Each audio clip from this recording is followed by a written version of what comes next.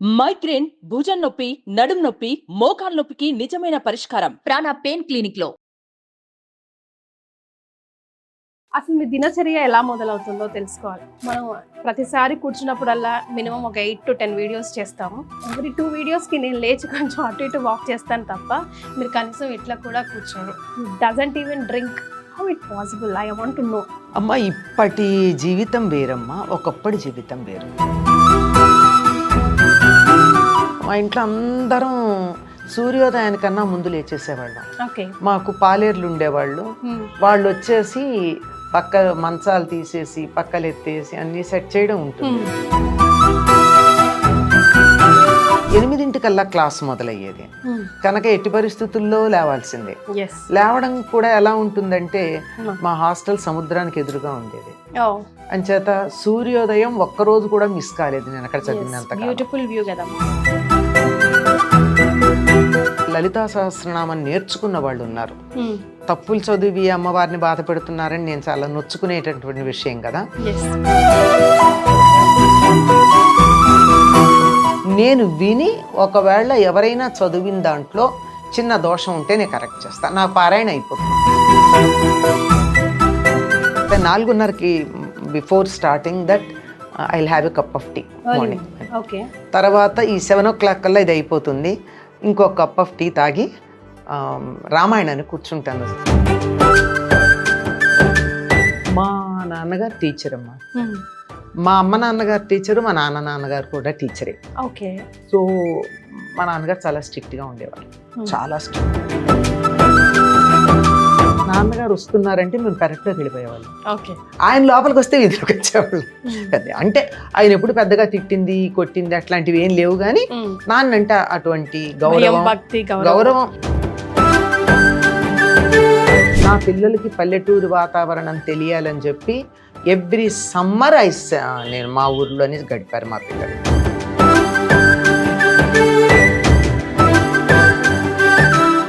నమస్తే, welcome to Suman talks. నేను మీ Keerthi. Today's guest opposite to me. Wow, such inspirational guest. ఒక రకంగా చెప్పాలంటే మనందరి జీవితంలో లైటింగ్ ఆఫ్ ల్యాంప్ లాగా అనిపించవచ్చు. ఒకరోజు కాకపోతే ఒకరోజు మనకు అనేక రకాల సందేహాలు వస్తాయి. ఎవరిని అడగాలో అర్థం కాదు. అవి ధర్మ సందేహాలు కావచ్చు, జీవితాన్ని ఎలా లీడ్ చేయాలి, అసలు ఎందుకు ఈ జీవితం అనుకున్నప్పుడు కూడా అమ్మ చెప్పిన మాటలు తట్టి లేపి నిల్చోబెట్టి మళ్ళీ ప్రౌడ్గా మన లైఫ్ని లీడ్ చేసేలాగా చేశాయి అంటే అది అతిశయోక్తి కాదు. Yes, she's none another than but Anantalakshmi అమ్మ గారు. నమస్తే అమ్మా. నమస్తే తల్లి. అమ్మ, సుమన్ టీవీతో నాతో కొన్ని వేల వీడియోలు చేస్తుంటారు. అవునమ్మా. ఎస్. సో వాటన్నిటిని ఇన్స్పిరేషన్గా చేసుకొని ఈరోజు ఈ పాడ్కాస్ట్ మనం చేయబోతున్నాం. ఫస్ట్ ఆఫ్ ఆల్, అసలు మీ దినచర్య ఎలా మొదలవుతుందో తెలుసుకోవాలి. బికాస్ మనం ప్రతిసారి కూర్చున్నప్పుడల్లా మినిమం ఒక 8 to 10 వీడియోస్ చేస్తాము. ఎవ్రీ 2 వీడియోస్కి నేను లేచి కొంచెం అటు ఇటు వాక్ చేస్తాను తప్ప మీరు కనీసం ఇట్లా కూడా కూర్చోరు. You doesn't even drink. Okay, you sip water sip చేస్తారేమో, మహా అయితే అంత టీ తాగుతారేమో తప్ప జ్యూస్ కావాలని. లంచ్ ఉదయాన్నే అయిపోయింది కదా అని you SIT like that directly. How it possible? I want to no. Me day to day life అసలు ఎట్లా స్టార్ట్ చేస్తారు?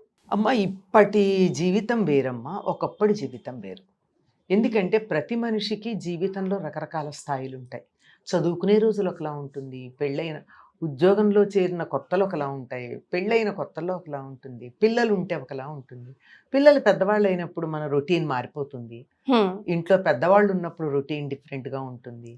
అందరూ ఎవరిదారిన వాళ్ళు వాళ్ళ జీవితాల్లో సెటిల్ అయిపోయిన తర్వాత ఉండే తీరు వేరు ఉంటుంది. ఎప్పుడైనా సరే ఒక్కటి బాధపడకుండా, శరీరం మనసు నొచ్చుకోకుండా అనుగుణంగా మన దినచర్యని మలుచుకోగలిగితే బాగుంటుందమ్మా. ఒకప్పుడు నేను 6 అయితే కానీ లేచేదాన్ని కాదు. ఓకే. అది కొద్దిగా నా మీద చిన్న కంప్లైంటే, కొంచెం ఆలస్యంగా లేవడం అనేది. 6 ఆలస్యమా మీకు? అంటే 6 అంటే మా ఇంట్లో మా ఊళ్ళో మేము పల్లెటూరు, మా ఇంట్లో అందరం సూర్యోదయానికన్నా ముందు లేచేసేవాళ్ళం. మాకు పాలేర్లు ఉండేవాళ్ళు. వాళ్ళు వచ్చేసి పక్క మంచాలు తీసేసి పక్కలు ఎత్తేసి అన్ని సెట్ చేయడం ఉంటుంది. తర్వాత బయట పెరడంతా క్లీన్ తుడిచారు. చేయడం. యా. మనం అడ్డు కదా వాళ్ళకి, అప్పుడు లేచేసేయాలి. అందరూ లేచేసేవాళ్ళు. కొంచెం నేనే ఆఖరణ లేచేదాన్ని. అంతవరకు మా అమ్మగారు సహించేవారు, కానీ సూర్యోదయం ఆకలేస్తే మాత్రం మాట్లాడేవారు కాదు, అంతే, అంతకన్నా ఇంకేం లేదు. ఓ. అంటే చాలాసేపు మాట్లాడేవారు కాదు, అర్థమయ్యేది. కాకపోతే కొద్దిగా నేను త్వరగా లేస్తే కాస్త ఆ రోజు డల్గా ఉండడం అవి ఉండేది. అందువల్ల పెద్దగా పట్టించుకోకపోయినా అందరూ మాత్రం త్వరగా లేచేవాళ్ళు. ఓకే. అది అలవాటు. తర్వాత నేను హాస్టల్లో ఎంఏ చేసుకోవడానికి వెళ్ళినప్పుడు 8 క్లాస్ మొదలయ్యేది కనుక ఎట్టి పరిస్థితుల్లో లేవాల్సిందే. ఎస్. లేవడం కూడా ఎలా ఉంటుందంటే Hmm. మా హాస్టల్ సముద్రానికి ఎదురుగా ఉండేది. ఓ. అంచేత సూర్యోదయం ఒక్కరోజు కూడా మిస్ కాలేదు నేను అక్కడ ఎస్. చదివినంత. బ్యూటిఫుల్ వ్యూ కదమ్మా. Beautiful view. ప్రకృతి ప్రేమ వల్ల సూర్యోదయం మిస్ కాకూడదని బలవంతంగా త్వరగా లేచేదాన్ని. సో ఎప్పుడు లేట్ అవ్వకుండా 7:15 కల్లా బస్సు వస్తే అందులో వెళ్ళిపోయేవాళ్ళం. సో దాన్ని బట్టి మన షెడ్యూల్స్ అలా మారుతూ ఉంటాయి. తర్వాత ఉద్యోగం, పిల్లలు, అట్లాంటప్పుడు రాత్రుళ్ళు మేలుకొనడం, అప్పుడప్పుడు ఆలస్యంగా లేవడం, ఇట్లా మొదలవుతూ కామన్. ఉంటుంది. యా. ఇప్పుడు అన్నీ అయిపోయి ఇంకా మనది ఏది పెద్ద మార్పులు లేవు అని అనిపించాక మాత్రం 4:30కి లేవాలి అని మనసులో గట్టిగా అనుకున్నాను. దానికోసం కొంచెం ప్రయత్నమే చేయాల్సి వచ్చింది, కానీ ఇప్పుడు 4:30కి లేవడం. 4:30కి లేచి స్నానం చేసి గీజర్ ఆన్ చేసి అటు ఇటు కొంచెం సర్దుకునేప్పటికి ఎంత 5 నిమిషాల్లో కాగిపోతాయి కదా. స్నానం చేసి 5 మాకు ఒక క్లాస్ ఉంటుందమ్మా, గూగుల్ మీట్ ఉంటుంది, దానికి జాయిన్ అయిపోతా. ఏమంటే లలితా సహస్రనామం నేర్చుకున్న వాళ్ళు ఉన్నారు. తప్పులు చదివి అమ్మవారిని బాధ పెడుతున్నారని నేను చాలా నొచ్చుకునేటటువంటి విషయం కదా.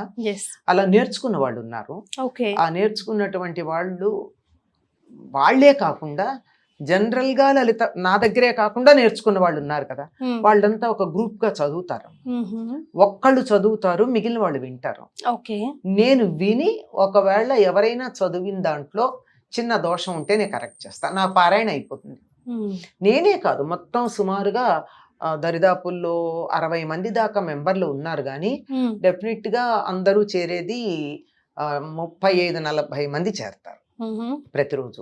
అంటే ఎవరి ఇబ్బందులు వాళ్ళకు ఉంటాయి కదా, నేను కూడా ఎప్పుడన్నా చేరకపోవచ్చు.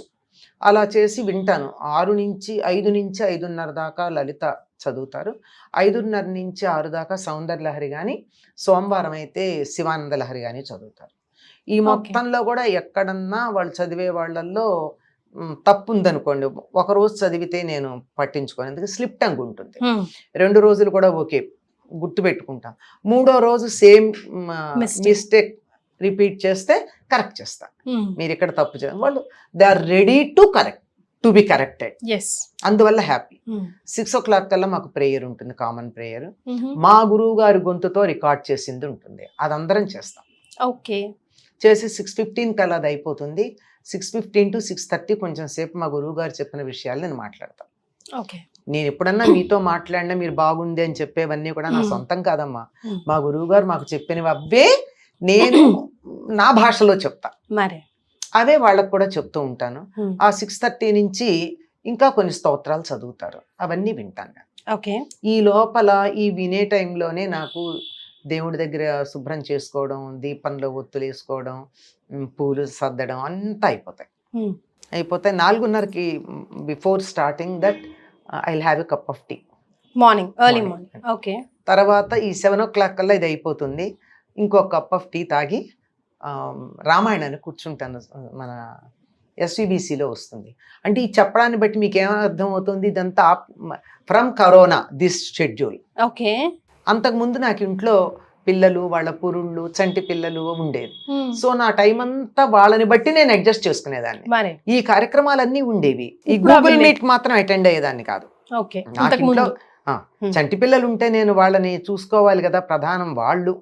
ఇప్పుడు లలిత ఎవరైనా చెప్తారు, నా మనవడిని ఎవరు చూస్తారు, నేనే చూడాలి, ఇంకోళ్ళు చూడరు కదా. నా కూతుర్ని కానీ నా మనవడిని కానీ చూసేది నేనే, ఇంకోటి చేయలేరు. అది లలిత కావాలంటే 100 మంది కరెక్ట్ చేస్తారు, 1000 మంది కరెక్ట్ చేస్తారు కదా.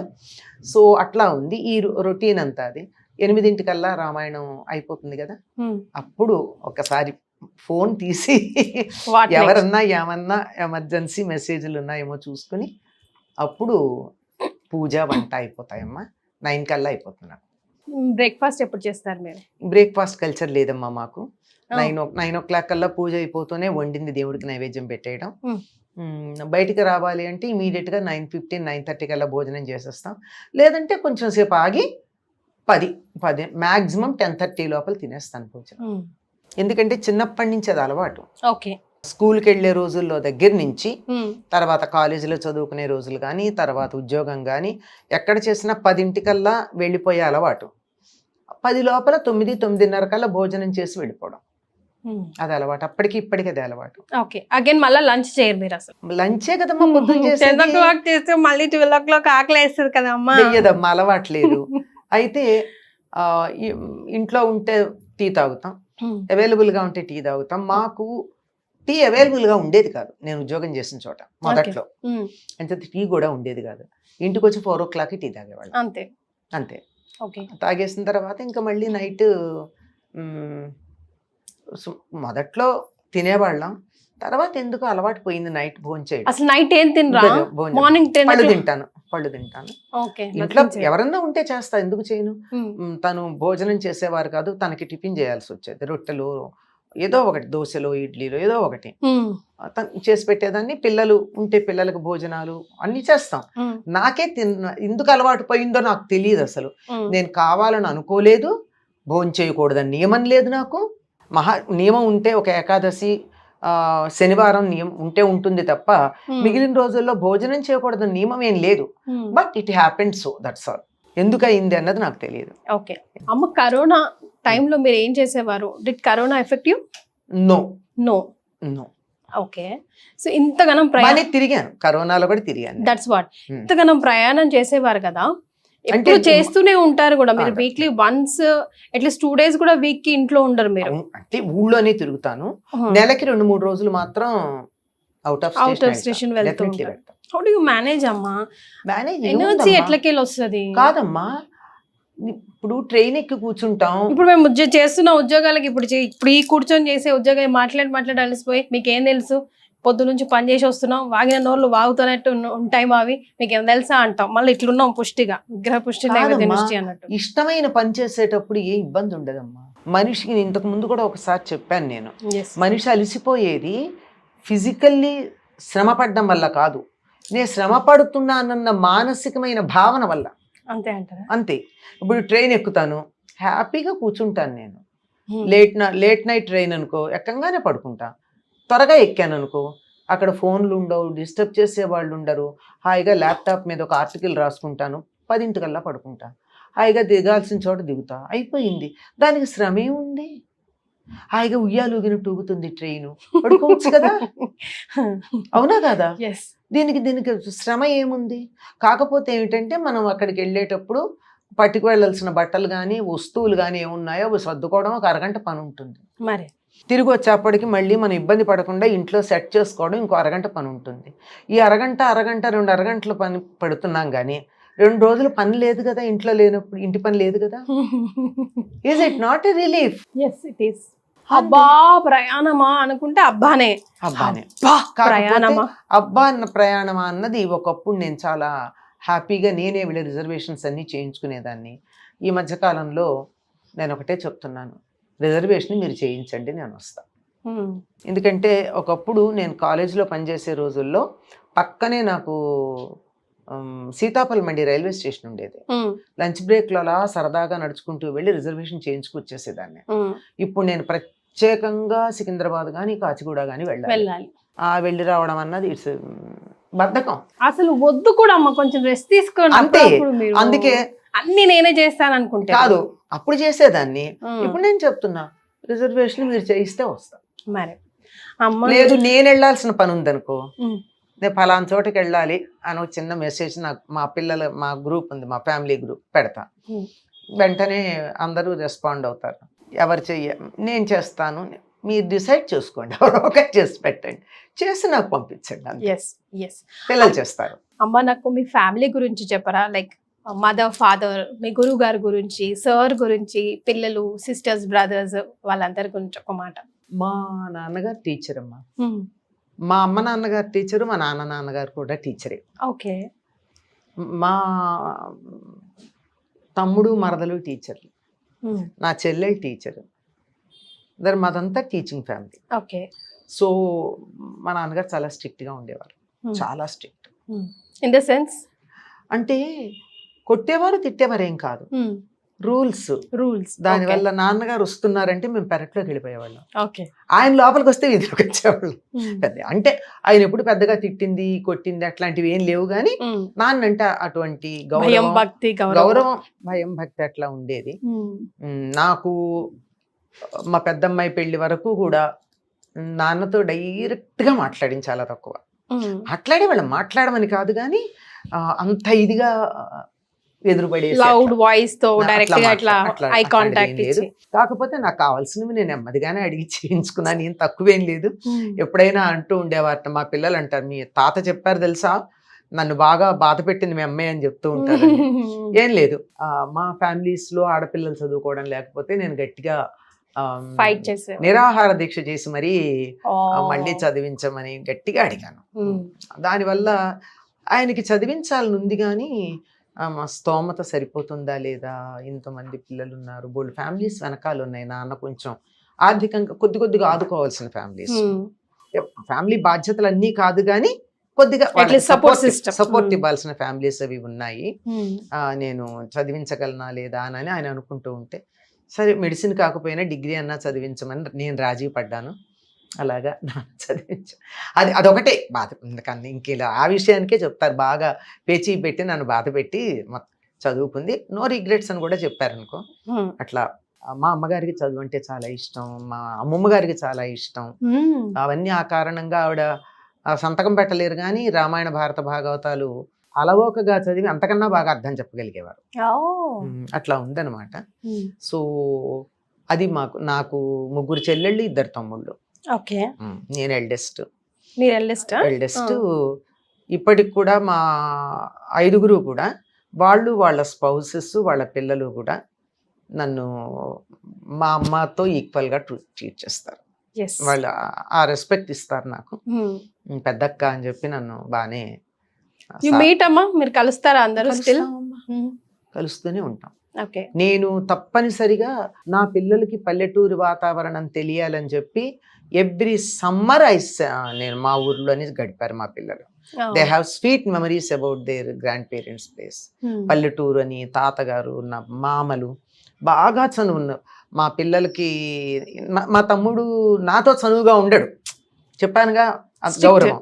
మా పిల్లల దగ్గర ఎంత చనువు అంటే నాకన్నా ముందు వాళ్ళతో మాట్లాడతాడు, అంత ఇదిగా అనమాట. మా తమ్ముళ్ళు కానీ మా చెల్లెళ్ళు కానీ అందరూ కూడా ముందర, నేను పెద్దేమో, నా పిల్లలు మొదటి గ్రాండ్ చిల్డ్రన్ ఏమో, వాళ్ళందరికీ కూడా ముద్దే.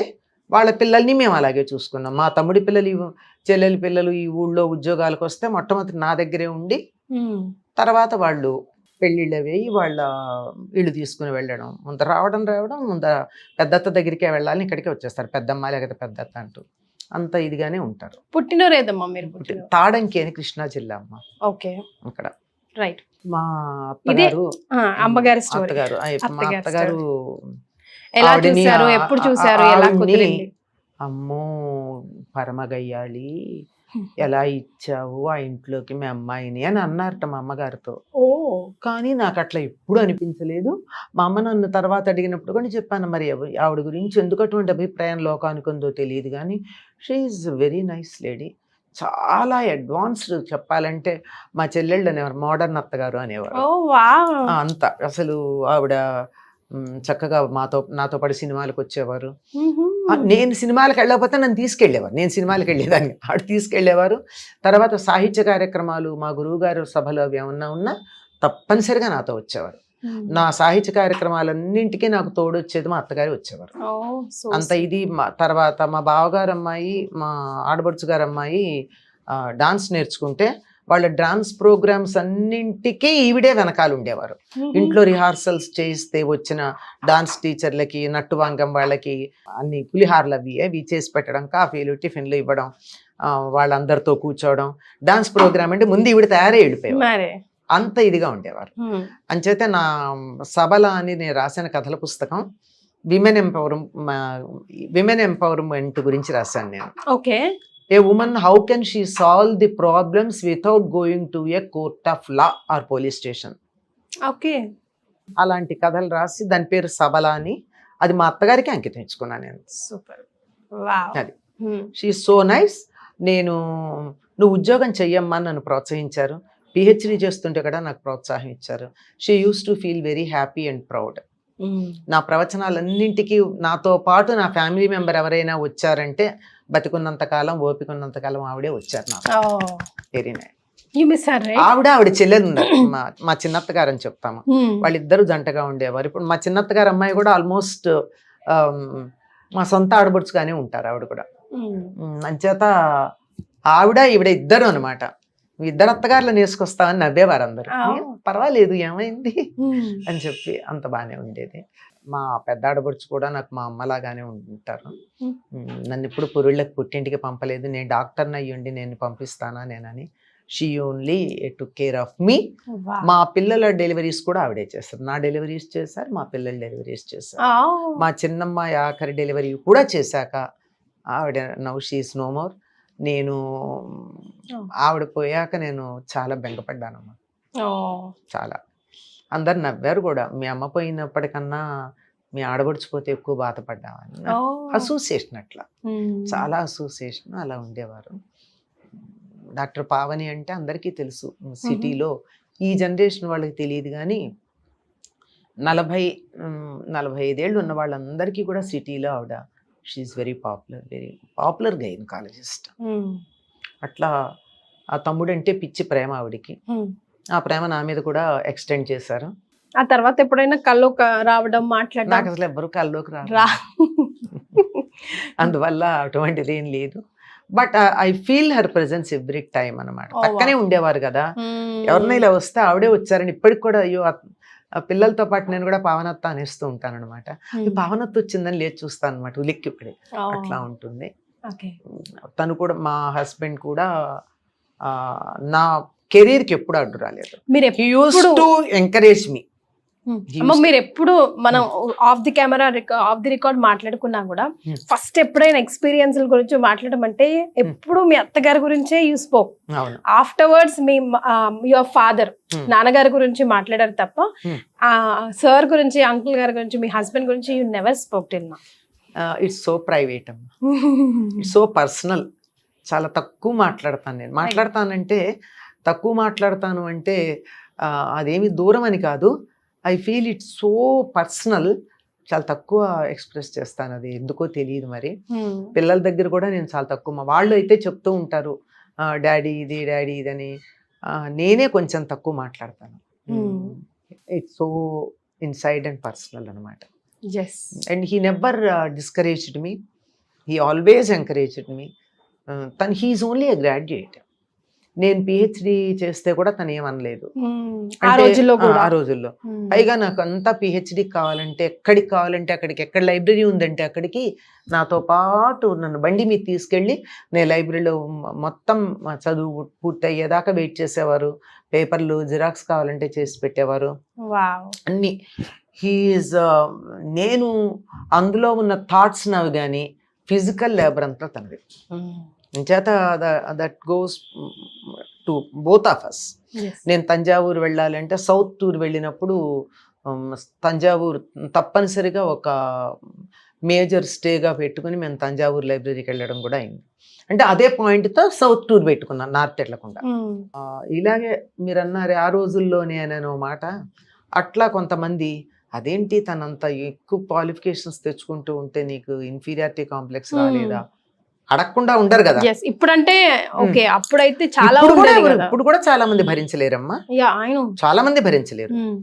అంటే it's a feather in my cap. మా ఇద్దరి మధ్య తేడా ఏమిటి?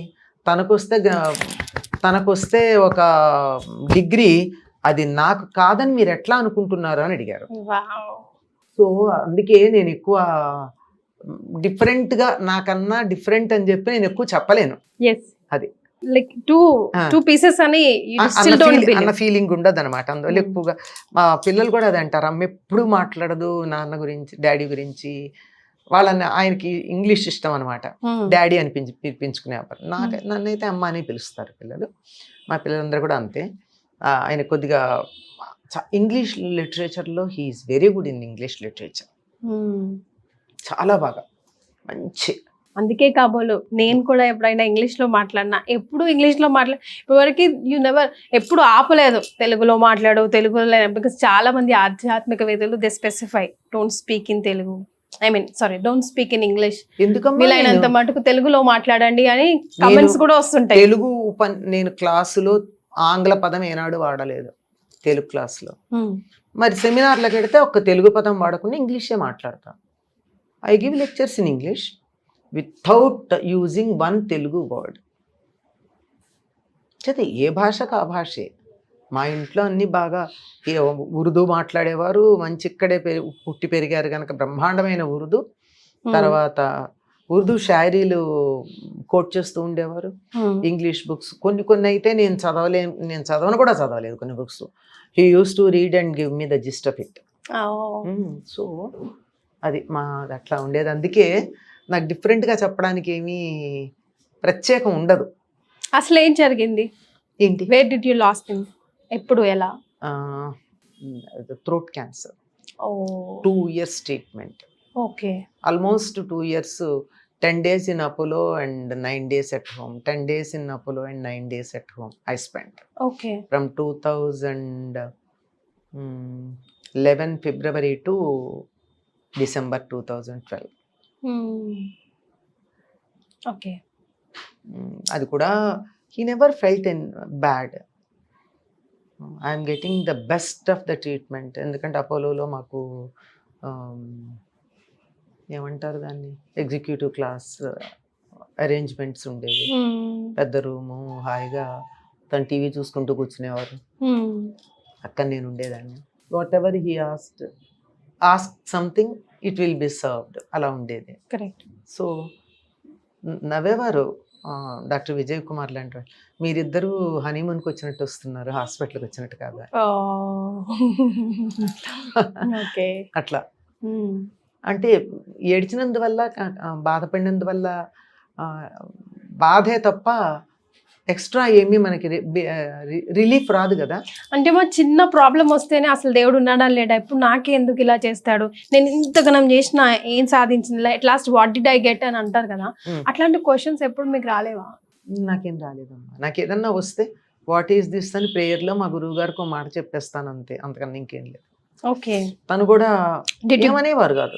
నాకేం, నా వెనకాల 3 ఉన్నారు, నాకేం పర్వాలేదు. మా గురువు గారు, ఆయన కూడా గురువు గారు అనుకుంటారు. మా గురువు గారు ఉన్నారు, బాబా ఉన్నారు, మా ఫాదర్ ఉన్నారు. పక్కన నాకు నా లక్ష్మి అని పిలిచారు. లక్ష్మి ఉంది, ఇంకా నాకేంటి సమస్య అని.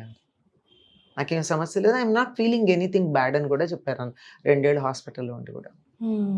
But I was there beside him throughout. All right అమ్మ, ఇప్పుడు మీరు చాలా వీడియోస్లో చెప్పున్నారు లలిత సహస్రనామం అన్నా కూడా లలిత రహస్య సహస్రనామం అనాలని. ఒకసారి దాని ఇంపార్టెన్స్ గురించి.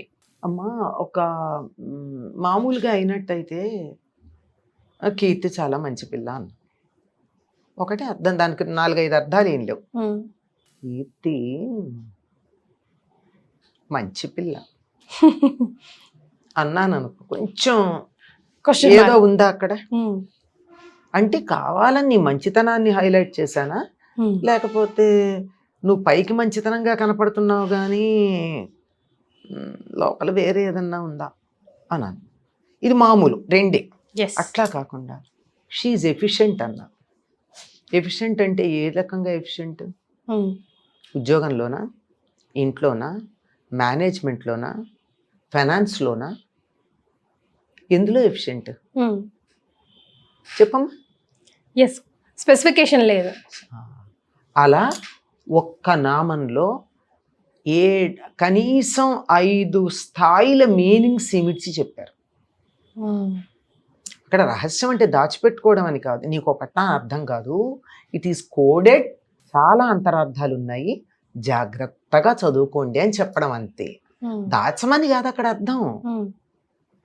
దీన్ని అర్థం చేసుకోవడానికి యు నీడ్ ఎ కీ. బీరువాలో పెట్టాం, తాళం కావాలి. తాళం చెవి ఉంటే కానీ తెరిపిన పడదు. లేకపోతే ఊరికి అద్దాల బీరువాలోంచి లోపల అందమైన చీరలు, నగలు కనపడుతున్నాయి, కానీ అవి కావాలంటే ఏం చెయ్యాలి? తాళం చెవి కావాలి. తాళం చెవి తీసుకుంటే కూడా ఒక్కొక్క అరలో ఒక్కొక్కటి ఉంది. నీకు బయట కూడా కనపడుతోంది కానీ డిఫరెంట్ అరల్లో బోల్డ్ ఉన్నాయి. ఇవన్నీ అట్లా ఒక్కొక్క నామం అలా వ్యక్తిగతమైనటువంటి ఔన్నత్యానికి, కుటుంబపరమైనటువంటి సౌఖ్యానికి, సామాజిక స్పృహకి, పర్యావరణ స్పృహకి, మొత్తం ఖగోళ విజ్ఞానం ఇలాంటివన్నీ ఇముడ్చుకున్నాయి ఒక్కొక్క నామం. ఇవన్నీ తెలుసుకోవడానికి తాళం చెవులు కావాలయ్యా. ఊరికే పైకి చదివితే అంత మాత్రమే కాదు, ఇంకా చాలా ఉంది అని చెప్పడం ఇందులో అర్థం అనమాట. Yes, so this is your favourite subject, మీ మనసుకి చాలా దగ్గరైన సబ్జెక్ట్. బికాస్ ఇప్పుడు వరకు మీ ఫేస్ ఎలా ఉండింది, లలిత సహస్రనామాలు అనగానే మీ ఫేస్ ఎలా వెలిగిపోతుందో ఎవిడెంట్గా మాకు కనిపిస్తుంది. సో ఈ లలిత సహస్రనామాలు మీ లైఫ్లో తీసుకొచ్చిన చేంజెస్ ఏంటి? Like how you are so attach to it అంటే ఏం చెప్తారు? నాకేమిటో మా జీవితంలో ఏమీ మార్పులు వచ్చినట్టు ఏమి అనిపించదు. ఎంత క్రమంగా వచ్చాయో ఏమిటో నాకైతే తెలియదు. కానీ 72 or 73లోనూ విని చాలా బాగుందని అనుకుంటే నేను చదవచ్చా అంటే తొందర ఎందుకు అన్నారు మా గురువు గారు. ఊరుకున్నా. కొద్ది రోజుల తర్వాత చదువు వాళ్ళతో కలిసి అన్నారు. అదే మొదలు. అప్పటి నుంచి అదలా ఒక్కొక్క సందర్భంలో ఒక్కొక్క నామం అలా ఇట్ హాంట్స్ మీ. దాంట్లో ఉన్నటువంటి అర్థం అలా కనపడుతూ ఉంటుంది రకరకాలుగా పరిసరాల్లో. ఒక్కోసారి అయితే ఇప్పుడైతే లేదు, అది కొత్తల్లో అనమాట. ఒక్క నామం అలా ఉండి నిద్దట్లో మెళుకు వచ్చినప్పుడు అలా అదే గుర్తొచ్చేది, నిద్ర లేస్తూ అదే గుర్తొచ్చేది, రోజు మొత్తం ఏ పని చేసినా అదే నామం గుర్తు. అంటే ఆ నామం ఏమిటో అట్లా కొన్ని నామాలు అట్లా చాలా నన్ను ఆకర్షించింది అంతే.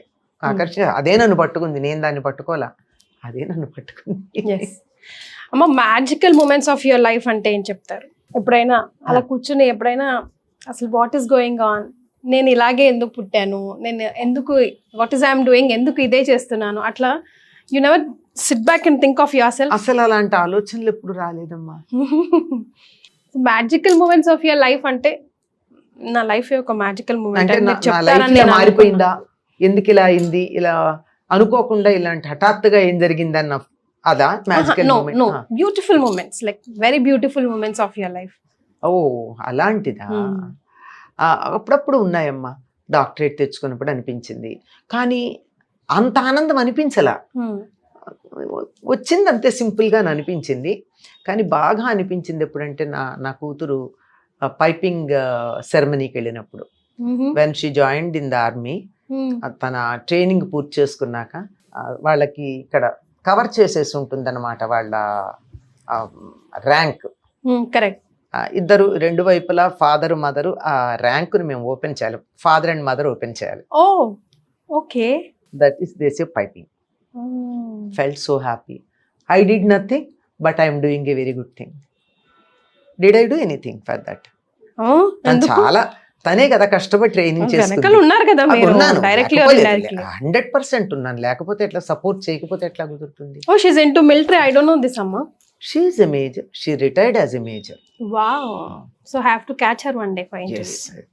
తను తర్వాత అక్కడికి వెళ్ళినప్పుడు కూడా మాకు చాలా మేము తను పోస్టింగ్ అయినప్పుడు పెడితే మేము దిగేసి ట్రైన్ దిగి కొంచెం దూరం బస్సు అనుకుంటా వెళ్ళాం. అక్కడి నుంచి she hired a taxi for us to go to her quarters. ఆ సంగతి తెలిసి దాని కమాండెంట్ దాన్ని కేకలేశాడు, నీ పేరెంట్స్ వస్తే నువ్వు అఫీషియల్ జీప్ పంపకుండా నువ్వు దీన్ని ప్రైవేట్, అది పర్సనల్ వర్క్ కదండి అంది. అంటే లేదు, నీ పేరెంట్స్ రావడం అనేది పర్సనల్ వర్క్ ఎట్లా అవుతుంది అని చెప్పి ఆ టైంలో అప్పుడు వి రామారావు గారు అక్కడ గవర్నర్గా ఉండేవారు సిక్కింలో. ఆయన నాకు కొద్దిగా పర్సనల్గా తెలుసు అని అక్కడికి ఆయన ఇక్కడికి వచ్చినప్పుడు మీరు అమ్మాయి దగ్గరికి వచ్చినప్పుడు నన్ను కలవండి అన్నారు. అందుకని వాళ్ళు అప్పుడు మాత్రం అఫీషియల్ కనీసం గవర్నర్ దగ్గరికి వెళ్ళేటప్పుడన్నా అఫీషియల్ వెహికల్లో పంపించు, నువ్వు ప్రైవేట్ కారు తీసుకోవద్దు అని అంటే దాంట్లో వెళ్ళాం. అలాంటప్పుడు really feel happy. I feel very happy for that. Yes. So మీ అమ్మాయిలే మీకు రక్షణ కవచాలు ఇప్పుడు ప్రెసెంట్ గా, లేదా రివర్స్ గా చెప్తారా? నాకే కదమ్మా, వాళ్ళు మా బంధువర్గం మొత్తానికి రక్షణ కవచాలు. ఎందుకంటే అందరి పిల్లలు అమెరికాలో ఉన్నారు, నా 3 పిల్లలే ఇండియాలో ఉన్నారు. ఎవరికేం కావాలన్నా అంటే మా చెల్లెల పిల్లలు ఉన్నారు అనుకోండి ఇక్కడ, మా అత్తగారి తరఫున వాళ్ళల్లో ఇండియాలో ఉన్న వాళ్ళు నా 3 పిల్లలే.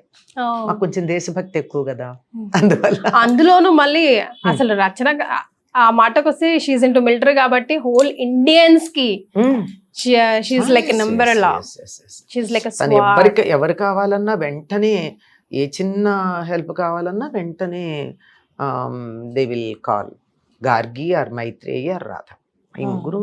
సో ఎప్పుడు కూడా రకరకాల క్వశ్చన్స్ అడిగి అమ్మ ఈ ప్రశ్నకి ఏం జవాబు చెప్తారు, అమ్మ ఈ పూజ ఎలా చేయాలి అని అడిగే నేను ఈ రోజు జస్ట్ ఒక చిన్న స్నీక్ పిక్ మీ లైఫ్ లో కాస్త తొంగి చూసే అవకాశాన్ని మీరు మాకు ఇచ్చారు. ఎలా రియాక్ట్ అవుతారో, అమ్మ చాలా క్వశ్చన్స్ దాటేస్తారేమో అని, ఎక్కడ కూడా మళ్ళీ అమ్మని బాధ పెట్టకూడదు అని ఇందులో దాచేది ఉందమ్మా. ఎవ్రీథింగ్ ఈజ్, ఇప్పుడు దాచుకుంటే ఏం దాస్తాం ఇందులో, మరి దాచడానికి ఏం లేదు. ఏదన్నా తప్పు చేస్తే దాచాలి. అంటే you don't keep talking about your personal life, right? ఎక్కువ ఇష్టపడరు కదా ఎక్కువ ఏం మాట్లాడడానికి. సో ఆ లైన్స్ ఎక్కడ క్రాస్ చేయకుండా, ఫస్ట్ ఆఫ్ ఆల్ మిమ్మల్ని ఎక్కడ హర్ట్ చేయకుండా మాట్లాడాలనుకున్నాను, బాధ పెట్టకూడదు అని చెప్పేసి. I think I did my job. Thank you so much for joining us today.